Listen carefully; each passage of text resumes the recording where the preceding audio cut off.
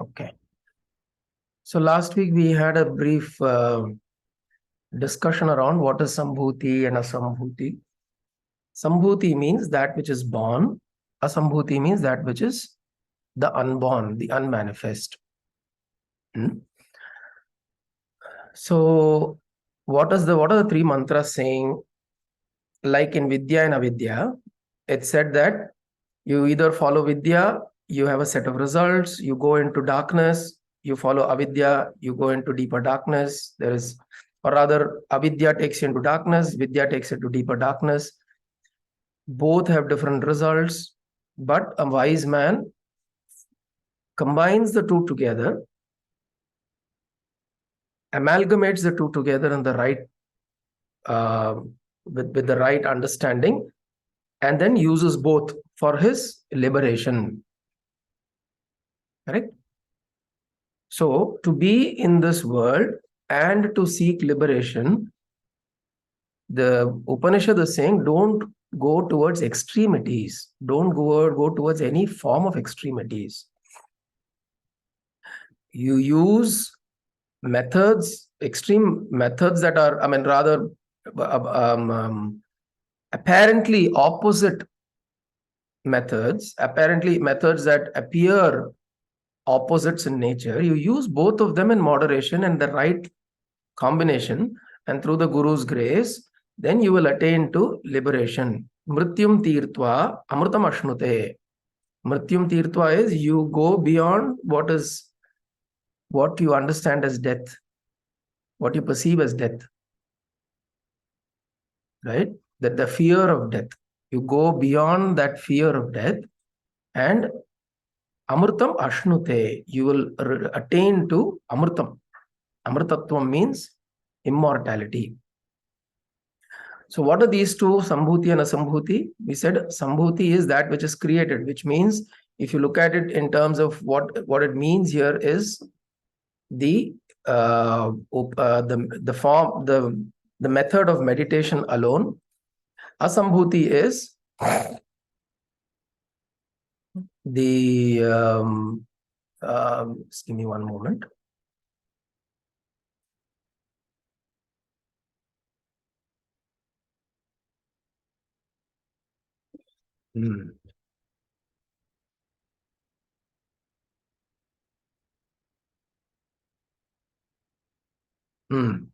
So Sambhuti is when you are focusing only on I'll just share this thing again.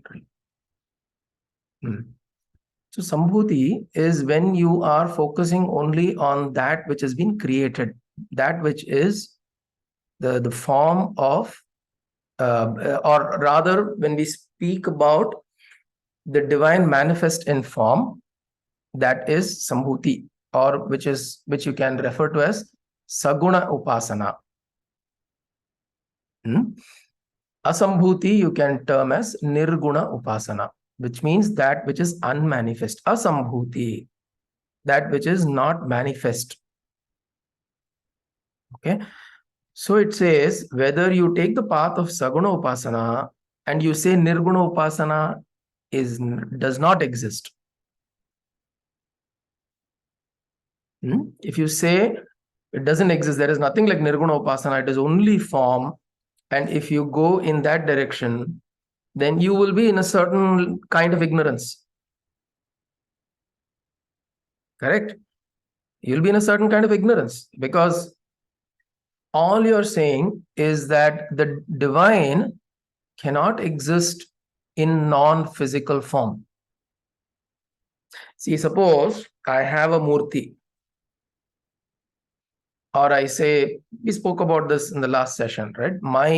My form of deity that I'm worshipping is the only form in which the divinity has manifest. Krishna, Vishnu, Shiva, Devi.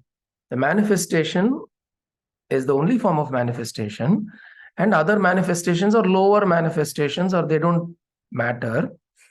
If I say that, or if I say there is nothing like pure Brahman, pure consciousness, that does not exist. It doesn't make any sense to me.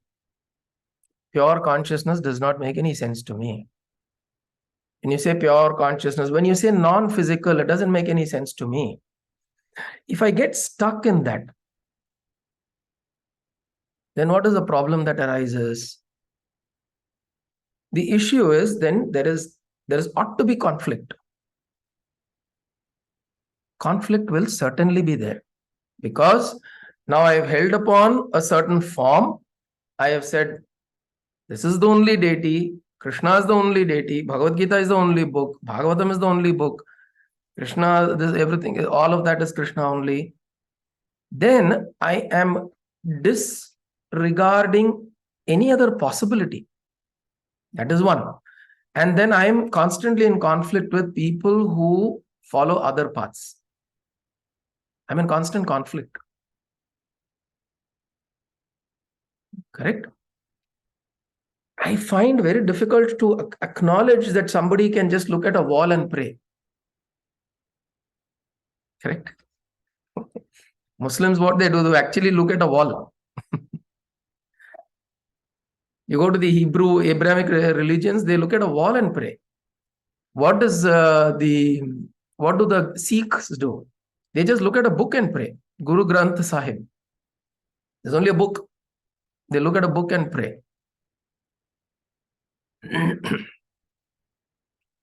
Right? And what do jnanis meditate upon? Pure Brahman, pure consciousness, no specific form.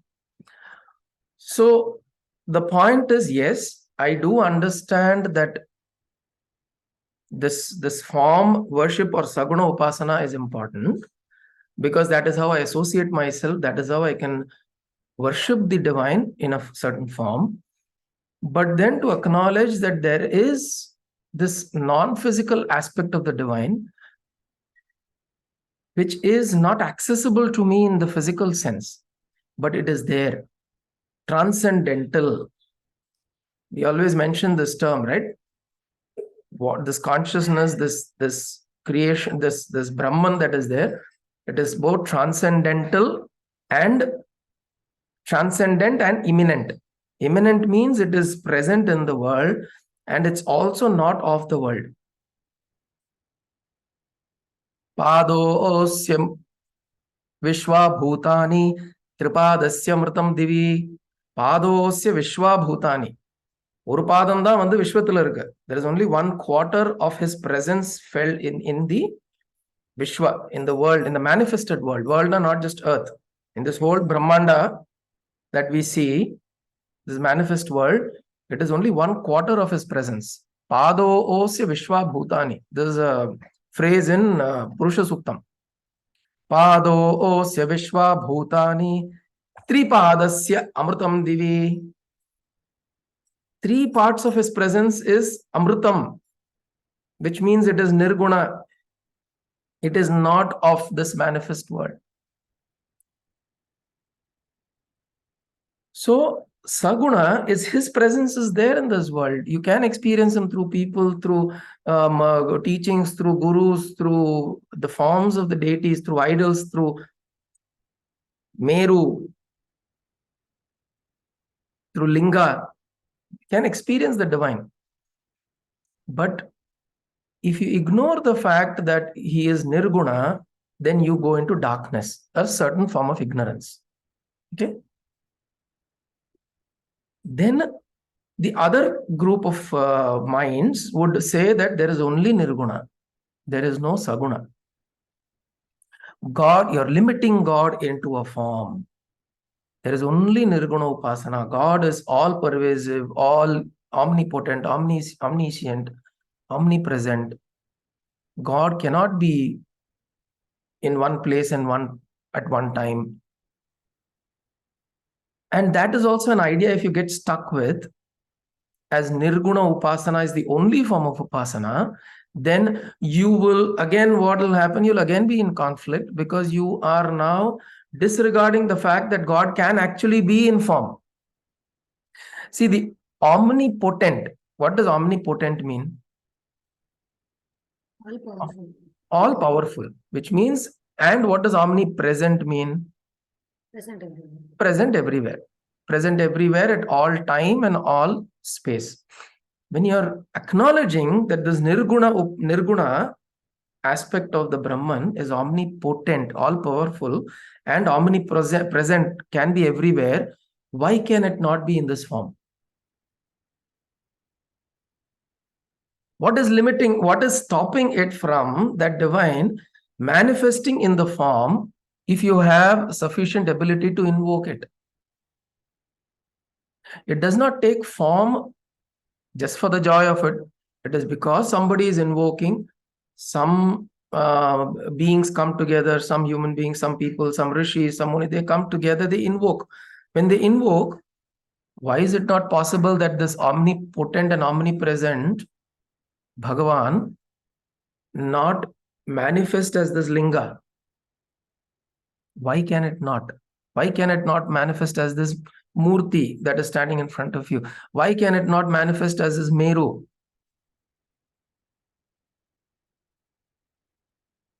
So this is important to recognize, because there are people who are able to invoke divinity into a vastu. How does suddenly some temples become very, very popular? Some temples say that, oh, Angapai, if you go to that temple, you go around that, do pradakshina of that linga, you get these results, you get this thing, this will happen, all of that. Even though Ramana Maharshi was looked at the mountain as a linga, he still stayed inside the Patala linga and he did his sadhana. There is a Patala linga there. And he himself saw who is always established in the Nirguna. If you look at Ramana Maharshi, he is always established in the Nirguna form. But he recognized that mountain as a linga. Tiruvannamalai, for him, he recognized it as the greatest form of expression of the divine in that form. So imagine somebody, the pure Vedantin, the greatest Vedantin, the greatest Nirguna Upasaka, if you want to term him like that, because he doesn't have an idol. He is not worshipping an idol. But yet, he himself recognized that this Tiruvannamalai, Annamalai is, Tiruvannamalai is the Malai itself is Annamalai. So this is important. Although he was Nirguna within him, he recognized the Saguna aspect of the divine. Correct? So this is why the Upanishad says, if you get stuck in Saguna Upasana only and say Nirguna does not exist, then you are stuck in darkness. If you say Nirguna is the only aspect and Saguna does not exist at all, you disregard and look at people doing idol worship as lower forms. There are groups of people who look at idol worship as a menial form of worship. That is very wrong. Ramar, correct. Absolutely. He was existing in Ramanubhava all the time. Ana, which means enga paakara edathilella Ramara irundar. Ana, the moment the brother threw the Rama idol into the river, he was weeping for 3 days. And he composed some songs there. I don't know, Hamsa or Kalpakamena. He composed some beautiful kritis. So Rama himself, who is always, he's seeing Rama everywhere, which means although it is Saguna, he's seeing it everywhere. So why is this particular idol or form important? This is the Rama I was doing Upasana to. I have this personal connection. I have this energy exchange with this form of Rama. So it is very important to me. So see, these are wise men. These are people of understanding and people of realization. And this is how they will be. Right? And if you say Nirguna Upasana is the only one, and if you look down upon idol worship, then you're losing the opportunity of connecting to the divine in your material world.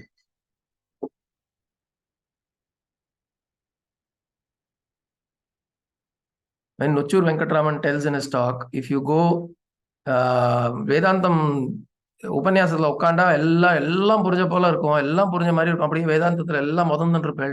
வெளியில போய் இந்த உபன்யாசம் hall விட்டு வெளில போகும்போது செருப்பு யாராவது திருடிட்டான்னா இப்போ தெரியும் நம்ம வேதாந்தம் எங்க இருக்கு அப்படின்ட்டு. எவன்டா என் செருப்பை திருடினா அப்படின்னு சொல்லி make a fuss about it.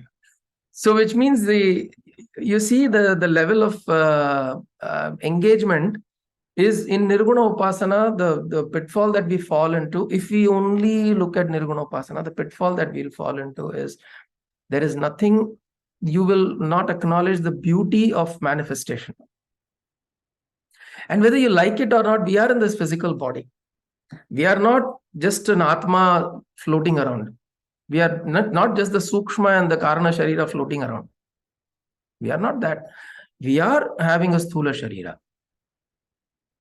And so our connection with the divinity, we can establish it through some Sthula presence.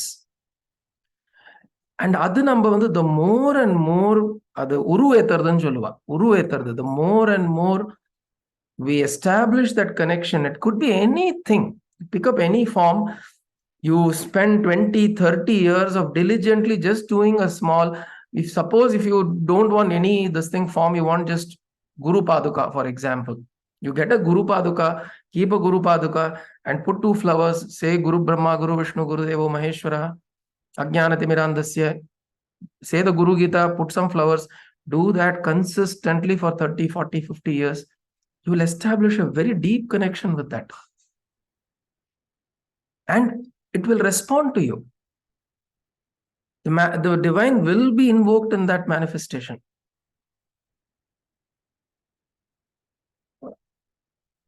So completely disregarding form and only saying Nirguna is the only way is also not it will take you into deeper darkness. That's what the Upanishad says. Upanishad says it will take you into deeper darkness and deeper ignorance, which means you will ignore the fact that God is manifest all around. The divine is manifest all around. Right? So this is a very important. So the first one was Vidya and Avidya. 9, 10, 11 was Vidya, Avidya. 9, 10, 11. 12, 13, 14 was Sambhuti and Asambhuti. So just as a recall, Vidya, Avidya is more on Upasana and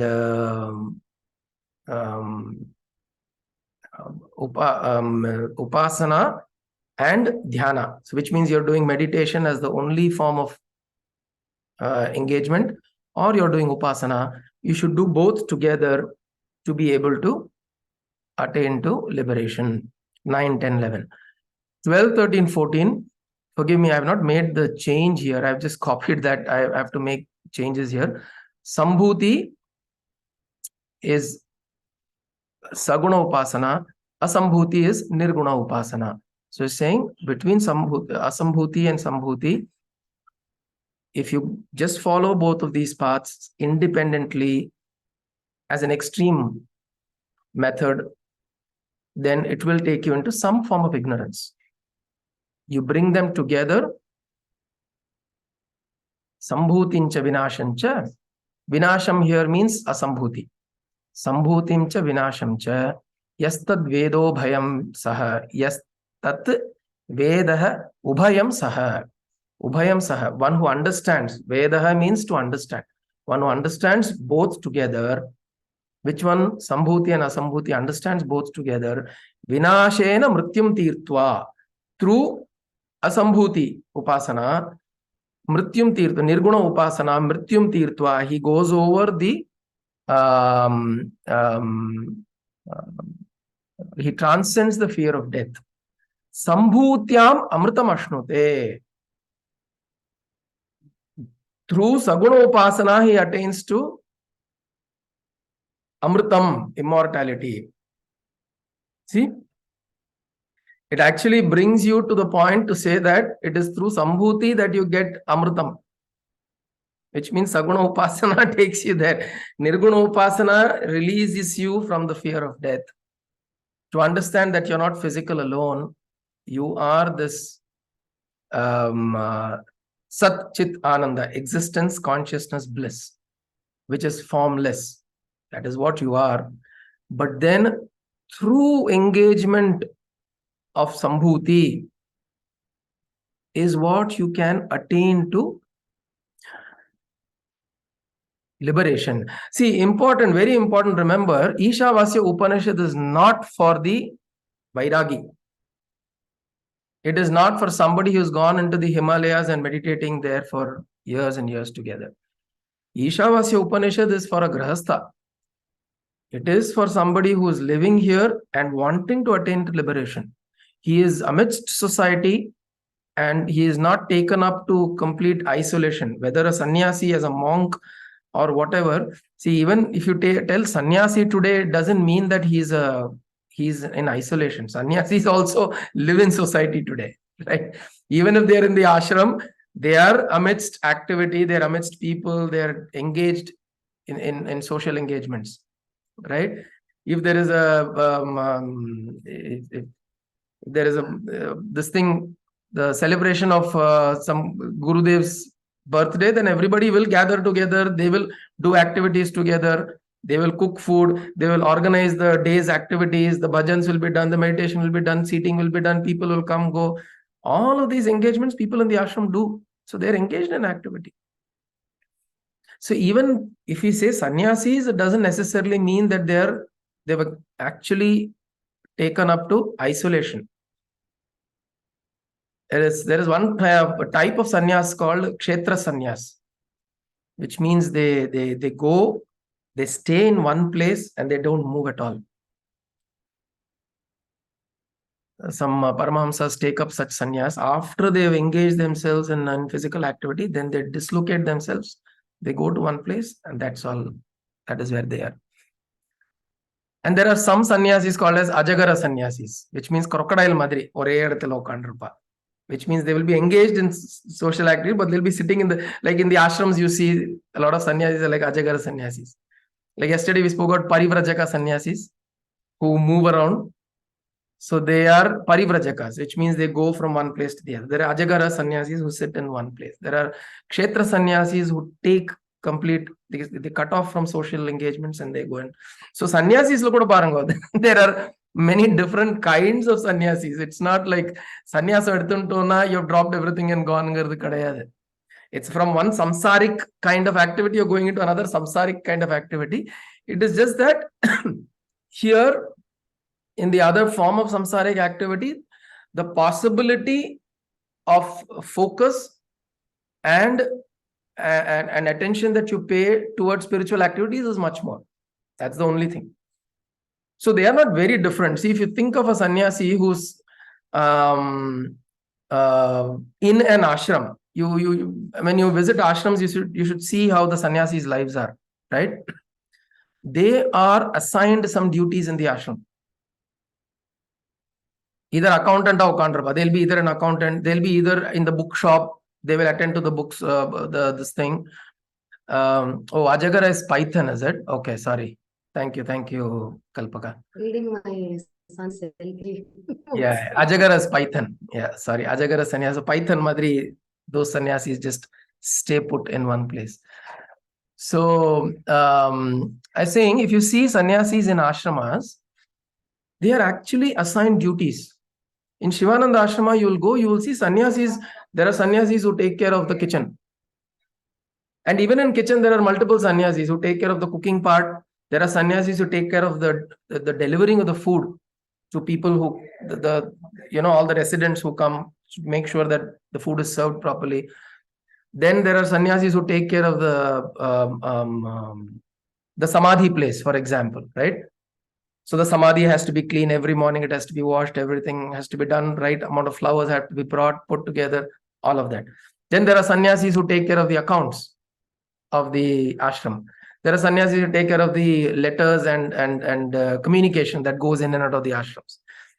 There are sannyasis who are the editors for the newsletters they go out from the ashram. Correct? So there are different kinds of sannyasis, different forms of roles that they play in the ashram. So being a sannyasi doesn't necessarily mean that they're completely absorbed in Ananda and sitting there and தியானத்துல உட்கார்ந்து அப்படியே பரமானந்தத்துல இருக்காங்கிறது கிடையாது. They are also வந்து அவர் பெருக்க சொல்லுவாரு ஆசிரமம். யாரு? யுக்தேஸ்வர் வந்து அவர் வந்து பரமஹம்சரை ஆமா. சொல்லுவாரு, பெருக்கிட்டு வா, போய் பெருக்கிட்டு வா. Correct. என்னடா அது எப்ப பாரு. True. So this is important to note that there are activities that happen in the ashrams also. As a sannyasi, so it's from one form of course you're not running behind taking care of your kid, you're not taking care of your parents, you're not taking care of your family problems and things like that, but then there are things that you're taking care of at the ashrama that you aren't necessarily having to do. The responsibility is given to you. If you don't get up one morning and clean up the samadhi place, it's an issue. People coming, visitors coming and visiting, and all of that is going to be impacted. So the point is, we are talking about, even if it's sannyasi. So if you look at it, our lives, their lives, it's all very similar. So Iśāvāsya Upanishad is for such people who are engaged in society and then yet having this burning desire for liberation. Burning desire for liberation. And then you use this. Now, for people who have actually taken up to complete isolation, they are moving around as parivrajakaas or not set in one place, or they completely isolated from responsibilities of a social structure because they are not staying in one place. They don't have any responsibilities. So for such people, it's not necessarily, if you remember, we had Durgaji with us in the yatra, right? He is almost a parivrajaka. If you look at him, he may not be a sannyasi entirely, but he's a parivrajaka. He was moving from one place to the other. He'll say, oh, I will stay in Karnaprayag for 1 year. I will stay in Rudraprayag for 6 months. I'll stay in Uttarkashi for 2 years. He keeps moving, shifting places. But even he, if you notice, he carries his linga. He carries his abhisheka dravya and all that. He does his naivedya, abhisheka, all of that in the morning. He does his naivedya. If you get a small apple, he will cut this apple and give naivedya to his ishta. So that is what Sambhuti upasate. So he is, and then rest of the time he is in the scriptures. He is going inwards. He is doing Atma Vichara. He is doing Jnana Vichara. He is going into his within him, into the non-physical aspect of his self. Right? He is going into that as Asambhuti Upasana, Nirguna Upasana, Aham Brahmasmi Upasana, the Chatur Mahavakya Upasana he is doing. He is doing that during the day, but then he is also doing this at certain points in time. He is doing a Sandhya Vandana. Very important. Correct? Extremely important. If you look at Nochur Venkatraman, those who have heard of his talks, if you have not, you should definitely listen. It's Nochur Venkatraman's Upanyasams are not Upanyasams, it is Anubhava. It is an experience. Because the way he presents and the way he talks through, he is absorbed in that. He is a Shastrottama. He is very, very well versed in the Shastras. At the same time, he is the way he talks from within that depth of understanding. Now he talks Ramana philosophy. He presents Ramana philosophy most of the time, but then, which means almost like do nothing type of philosophy, right? Naan yaar, the only thing that you do. But then he is somebody who does his Nityanushtana. He does his Sandhya Vandana, he does his puja, he does his all of that. So net, the important thing is whether we take on to Sambhuti Upasana, which is the manifest, or the Saguna or the Nirguna, we should bring them both together in our lives. We should spend time in doing Saguna Upasana with your Ishta, with your form, create that relationship, create that energy exchange, create that dialogue. Very, very important. At the same time, also spend time in meditation and isolation. Don't think about the Ishta. Just close your eyes and think, who am I? What is all this? Where do I exist? Where do I come from? Where is this thought emanating from? Where is this thought going back? Just observe your thoughts. Don't always bring in, oh, I have to always think about Balaji, or I have to think about Sai Baba. No, not always. When you're doing Saguna Upasana, look at that form, spend that time with that form. When also spend time in Nirguna. It is not always required that I close my eyes, I should always see Krishna. Not required. One Mahan told, if you close your eyes, he says, oh, I would see Krishna dancing, coming, going, but I want that Krishna to always remain. He say that then what is the point? That Krishna is also coming and going, right? You are there always. See that which is always there. Can you bring your attention to this which is always there? So that Upasana is also important. So make sure in our daily practices, we bring both of these together. We spend time with our Ishta, with our Linga, with your Nityanushtana, Nityanusandhanam that we do. And also spend this time, just look at the breath. Because this is what is there. Correct? Krishna there, Rama there, Ganapati there, all of that is there. There. What is here? Bring our attention here. Nochur வந்து ரமணர்கிட்ட வந்து யாரோ போய் கேட்டலாம். So what if he comes in front of you, உங்களுக்கு ஈஸ்வரனே வந்து அதை என்ன பண்ணுவேன், இந்த வரது போறதெல்லாம் வச்சுக்காத, இந்த வரது போறதெல்லாம் வச்சுக்காத அப்படின்றான். கரெக்ட். ரமணா கிட்ட somebody asks, கடவுள் உங்களுக்கு நேரா வந்தாருன்னா என்ன கேட்பேன் அப்படின்னு. God comes and manifests himself in front of you, what will you do? So Ramana responds saying, இந்த வரது போறதெல்லாம் வேலை வச்சுக்காத அப்படின்னு. Don't trick me in your leelas, right? So, but then again, as I pointed out, remember the same Ramana also saw the manifestation of the divine in Tiruvannamalai, in Annamalai, in that linga. He saw that manifestation, right? So this is important. Hold on to your Ishta. Also bring in the Nirguna Upasana part. Because sometimes we get stuck in Saguna also so much. Nirguna is also important. Bring in that meditation aspect. And then Sambhutyam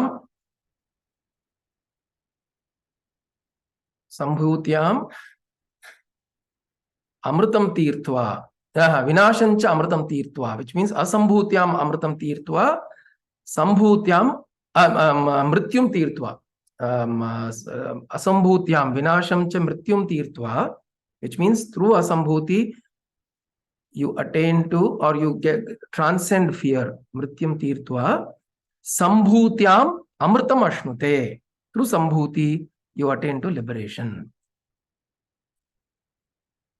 Yeah. Clear? So we'll pause here today. Pause பண்ணிக்கலாம். Then we have another 15, 16, 17, 18, 4 more to go. We will finish it off in the next 2-3 sessions. முடிச்சுக்கலாம். சரியா? அதுக்கப்புறம் வேற ஏதாவது நம்ம பண்ணோம் அப்படின்னா சொல்லலாம். Let's see if you want to pursue something else, or let's see what we want to do after Iśāvāsya Upanishad. சரியா? Om Kayena Vacha Manasendriyerva Buddhyatmana Va Prakrite Swabhavat Karomi Yatyat Sakalam Parasmai Narayanayeti Samarpayami Sadashivayeti Samarpayami Jagadambikayai iti Samarpayami Sadgurunathayeti Samarpayami. Hari Om Tat Sadgurubhyo Namaha. Hari Om.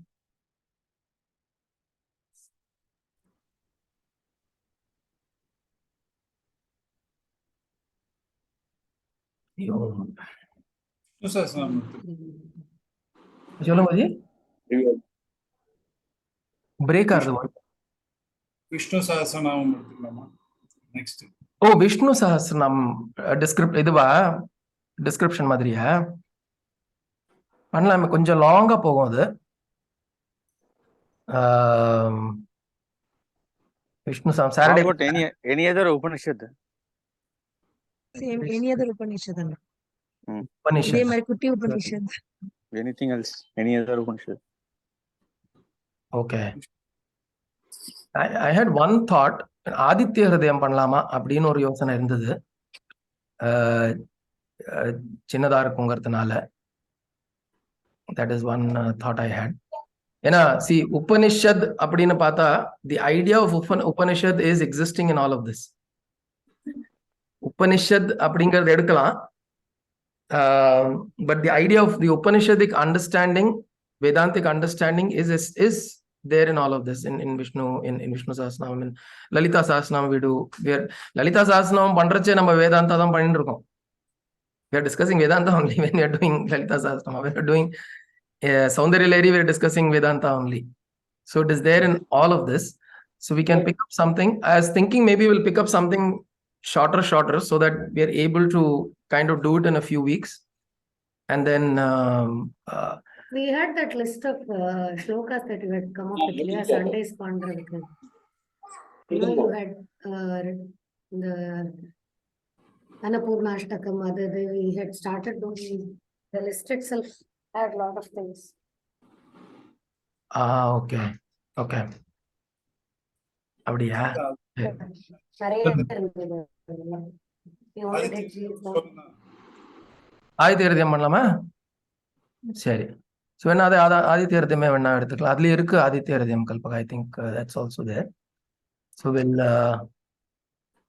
I was thinking either Aditya Hridayam, Manisha Panchakam, one of those things, but Aditya Hridayam வேணா we'll do for a little while, because that is அதுலயும் வந்து இதுதான் இருக்கு. What Agastya teaches Rama is on Vedanta தான். Through that teaches him Vedanta only. So let's look at that. பார்க்கலாம் எது வருதோ, எது கரெக்டா வருதோ பார்க்கலாம். சரியா? Thank you.